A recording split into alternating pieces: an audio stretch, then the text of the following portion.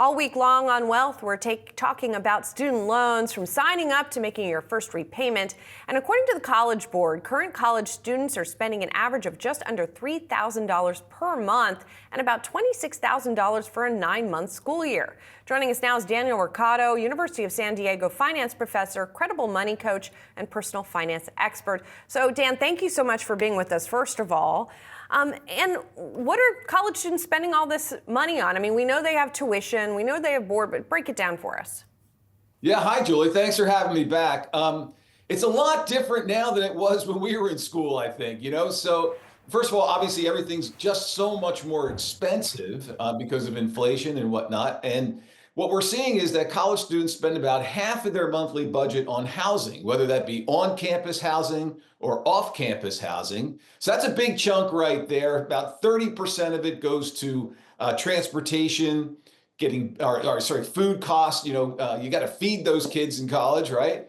And listen, they want avocado toast, not ramen noodles. So that's gotten more expensive as well. Transportation, cell phone travel, that kind of makes up the other 20%. But all in all, no matter how you look at it, Julie, it's pretty expensive.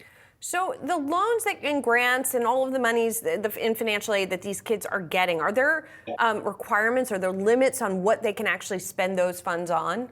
Yeah, good question. We have to draw the distinction. There's two types of loans, as you know, Julie. There's private and federal. Now, most students go with the federal student loans.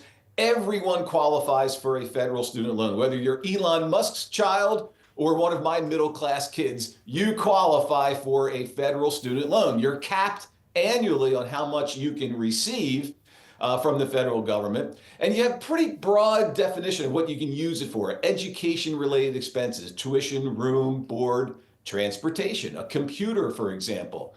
An energy drink can qualify.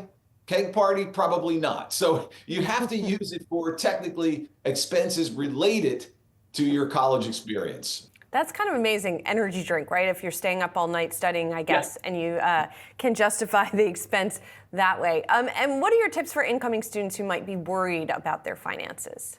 And that's the real key. You and I have to focus on what we can control. We can't necessarily control inflation, but one of my tips for all of my students, and my own kids included, limit your borrowing to your expected first year salary. You're going to become a chemical engineer, go ahead and borrow 90 grand. Studying basket weaving, change your major. Ignore the sticker price. As you know, there's the sticker price at the schools, but the big schools with expensive sticker prices are also the most generous schools when it comes to scholarships and financial aid. So forget the sticker price, apply, and let's see what the school comes up with. Work part-time, that's the key. And it also, by the way, adds to your resume, your skill set.